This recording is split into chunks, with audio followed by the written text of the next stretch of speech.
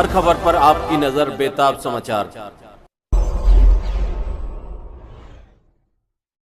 Israel का जो जनसंहार है वो तो पूरी दुनिया ने कहा कि हिस्ट्री में शायद ये सबसे ब्रूटल ऑक्यूपेशन है।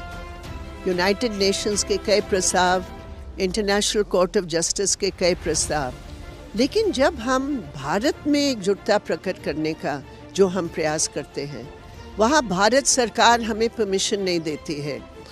भारत सरकार अगर कोई फिलिस्तीनी झंडा लेकर चलते हैं जुलूस में, उसको गिरफ्तार करते हैं और कहते हैं ये राष्ट्रीय हित का नहीं है, ये विभाजन करने वाली बात है। इसका अर्थ ये है कि जो एक मुक्ति संघर्ष है अमेरिकी साम्राज्यवाद के बाद, उसको बीजेपी और आरएसएस अपनी हिंदुत्व राष्ट्रवाद के नारा को लेकर वो एक पूरी दुनिया में जो युद्ध चल रहा है उसको नकारने का प्रयास कर रहे हो। सिर्फ वो नहीं,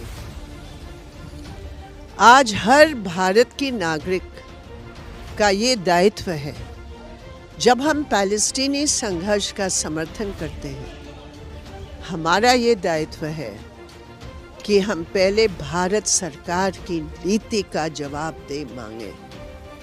क्यों भारत सरकार आईसीजे के तमाम प्रस्तावों का उल्लंघन कर रहे हैं? कि आज अगर इजराइल की हिम्मत ऐसे है कि तमाम यूएन रेजोल्यूशंस को ताक पर रखकर तमाम कानून, नियम, नैतिकता को कब्र देकर अगर आज भी इस प्रकार का युद्ध चलाया जा रहा है, उसका मुख्य कारण है अमेरिकी साम्राज्यवाद का समर्थन।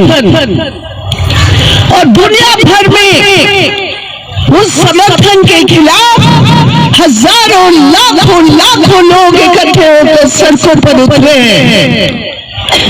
लेकिन भारत सरकार का जो रोल है, ये हमारी जिम्मेदारी है कि अगर हम हिंदुस्तान की जनता की ओर से जब हम एकजुटता प्रकट करते हैं, तो पहला फर्ज और दायित्व और जिम्मेदारी हमारी ये होती है कि हम भारत सरकार की नीतियों का पर्दाफाश करके हमारे देश की जनता के सामने हकीकत को रखें।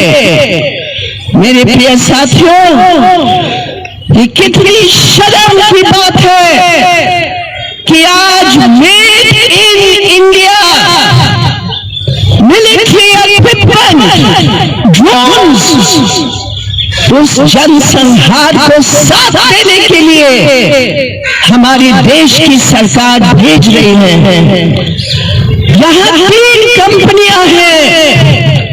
एक कंपनी पब्लिक सेक्टर कंपनी है, एक कंपनी जो तेलंगाना में बेस है, अडानी का कंपनी, जिसका एग्रीमेंट हुआ है इजराइल का सबसे बड़ा डिफेंस कंपनी के साथ, और हिंदुस्तान की जमीन की सब्सिडी, सस्ता जमीन, सस्ते श्रम, सस्ते मजदूरों का श्रम, हमारा टेक्नोलॉजिकल एक्सपर्टीज, वो सबका सब्सिडी इस सरकार ने लाइसेंस देकर वहां उस फैक्ट्री में ड्रोन्स बनाए जा रहे हैं, जो आज इजराइल उस पर इस्तेमाल करके फिलिस्तीनी जनता की युद्ध में इस्तेमाल किए जा रहे हैं।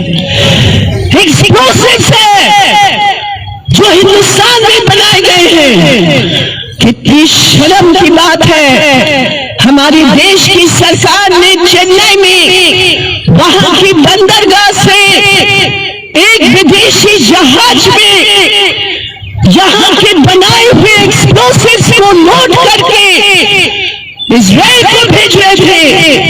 हमारी सरकार ने इजाजत दे दी। स्पेन में जब वो जहाज रुका, हम सलाम करते हैं स्पेन की उस बंदरगाह के मजदूरों को जो वहां पता लगाया और उस जहाज को रोककर उसकी पाबंदी लगा ली। ये हकीकत है, ये हकीकत है कि ये जो भारत सरकार का है, ये जब यहाँ हमारे साथियों ने इसकी हकीकत को सामने रखा तो भारत सरकार ने क्या किया, वेबसाइट से ही अडानी का, उस कंपनी का कहां वो भेजा जा रहा है उसका बिल्कुल रफा दफा कर लिया, वो हटा दिया वेबसाइट से। ये है हकीकत, ये अपराध है, ये अंतर्राष्ट्रीय अपराध है। मेरे प्रिय साथियों, यूएन की बनाई हुई एक अंतर्राष्ट्रीय अदालत है, इंटरनेशनल कोर्ट ऑफ जस्टिस। उस अदालत में हम खुद भारत से 5 बार हम गए हैं अपने केसों को लेकर, 5 बार। उस 15 मेंबर की बेंच में एक जज, हिंदुस्तानी जज है, जस्टिस दलवीर भंडारी। उस जजमेंट में जनवरी में जब साउथ अफ्रीका की सरकार ने इजराइल की इस अमान्य और अमानवीय युद्ध को जनसंहार का परिभाषा घोषित करने की पिटीशन दिया तो जनवरी महीने में अंतर्राष्ट्रीय जस्टिस कोर्ट ने कहा कि इजराइल जनसंहार की जो कन्वेंशन है उसका उल्लंघन कर रहे हैं।